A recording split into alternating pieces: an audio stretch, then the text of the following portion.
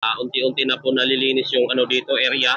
So pakunti na lang yung mga bakal dito na ginawa nilang scaffolding or patibay po ng mga tukod ng pagbuhos nitong mga ano dito, mga beam.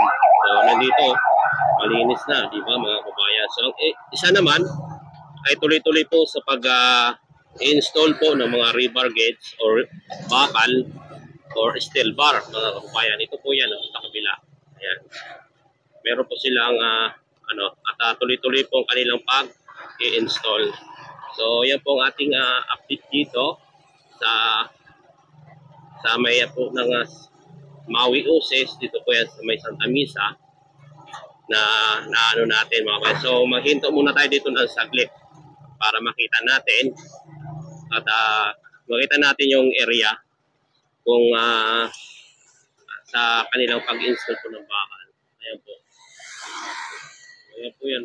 Tuloy-tuloy po pa rin ang paglilinis nila.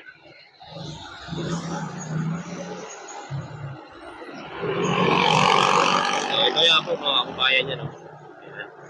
Dating part to dito mga kabayan, no? Na ano lang siya, ginawa itong skyway dito. So, iikot tayo. So, medyo malinis na mga kabayan. Wala na masyadong mga concrete barrier at mga basura na tambak na mga tinibag na semento.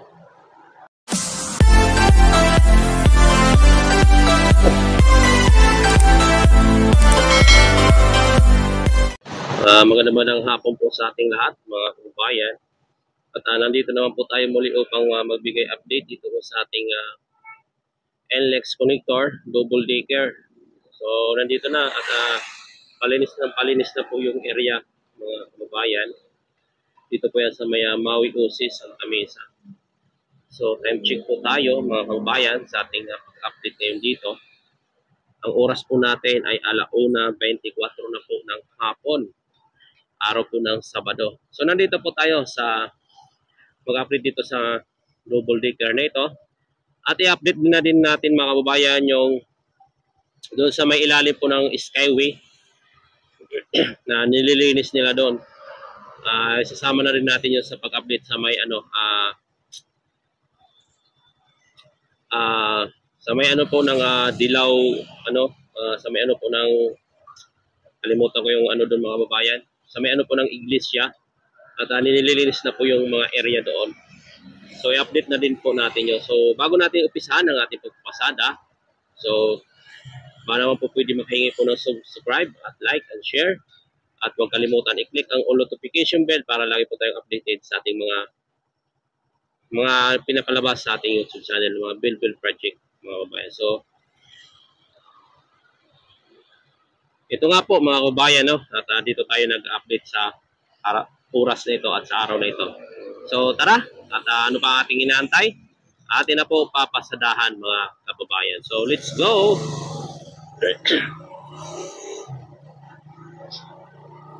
So ito na nga po mga kababayan at unti-unti na po nalilinis yung dito area.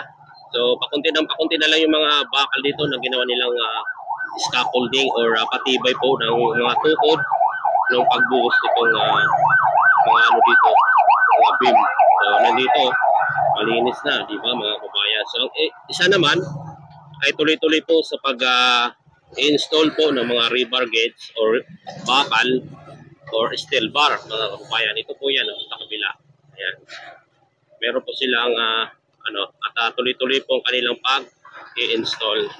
So yan po ang ating update dito sa may po ng Maui Uses. Dito po yan sa may Santa Misa na ano natin mga kabayan. So maghinto muna tayo dito ng saglit para makita natin at makita natin yung area kung sa kanilang pag-install po ng bakal. Ayan po. Ayan po yan mga kababayan. So yan po ang update natin dito mga kababayan. At update na rin natin yung doon sa may tapat ng iglesia kasi nililinis na nila doon mga kababayan. Kung tapos na nila linisin. Dating part po yung mga kababayan doon. So ngayon ating titingnan ating titingnan ulit mga kababayan. So, ano pa ang ating inaantay? So, puntahan na natin siguro yon at para diretso na rin po tayo pasok sa trabaho mga kababayan.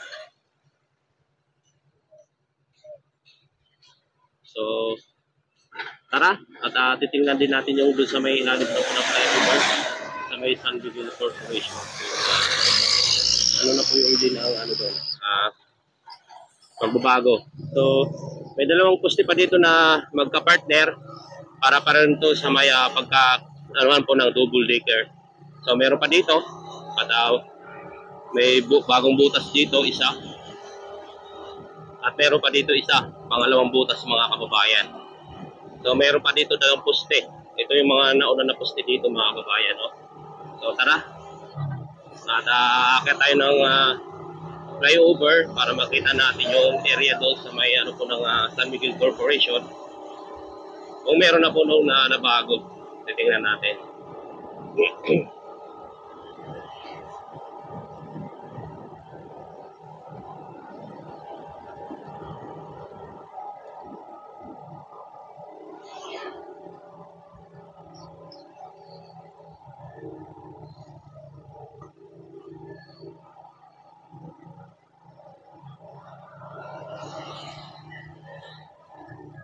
Ayan, marami na dito nagigiba na bahay mga kababayan. Kasi dito siguro dadaan yan na tingnan. Marami na dito na natitibag na bahay.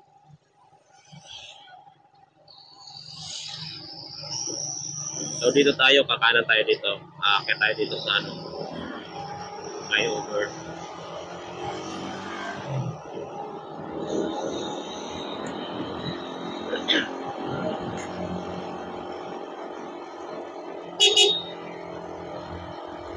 Counterflow mga kababayan. Dito dumaan. So dito mga kababayan, no, ayan. Kasi dito yan dudugtong.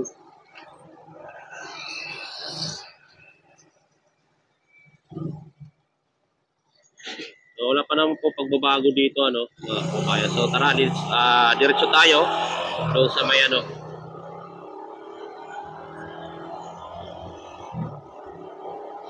may simbahan po ng tapat po ng simbahan ng iglesia sa ilalim po ng mga skyway. Kung tapos na po linisan yung area.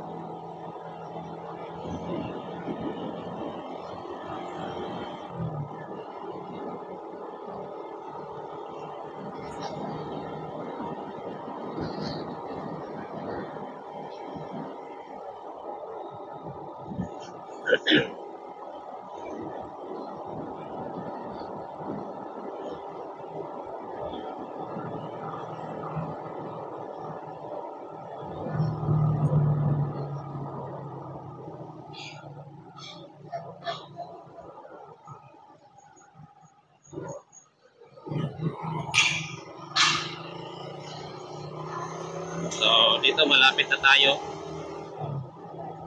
mga kababayan.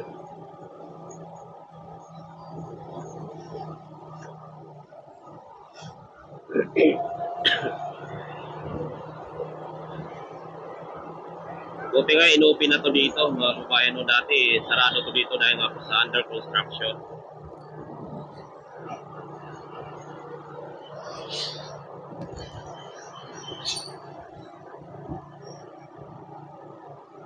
So dito may mga ano pa dito, barracks po ng ating mga workers. So ito yun ang ating i-update mga kababayan. So tuloy-tuloy po pa rin ang paglilinis nila.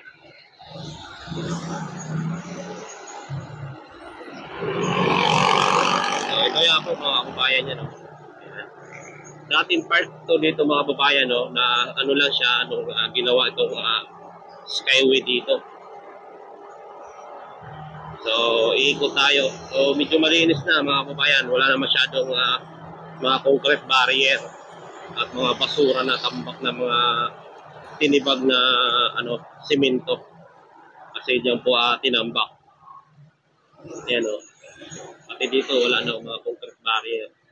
Daming concrete barrier dito mga kababayan.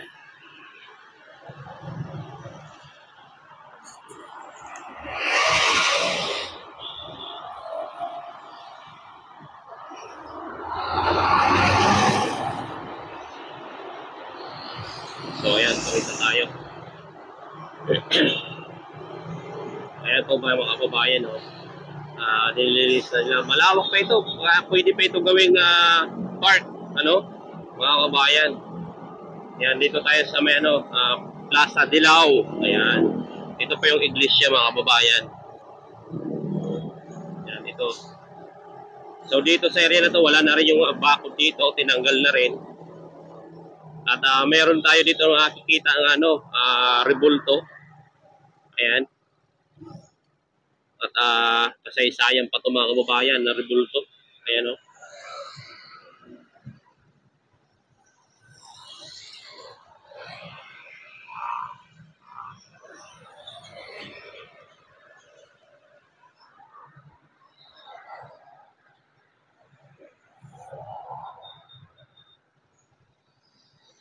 Matagal na to dito na rebulto mga kababayan.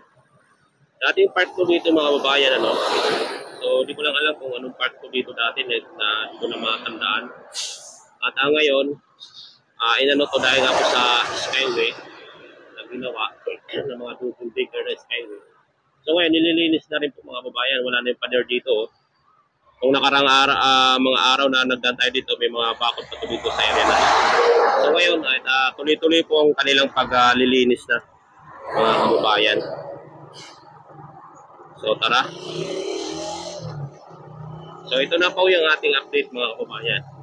So malinis na at baka gagawin ito nila uli ng park siguro. So sayang ng space no mga kababayan. Pwede pa rin siya gawing park para pasyalan ng mga kababayan natin. Ano ba ngayong Pasko, ganoon. Kung maging okay na yan, meron na din sila mga pasyalan na malapit lang. So hanggang dito lang po ang ating video mga kababayan sa araw na ito. Ang iyong dito Chef Moto Vlog mga kababayan.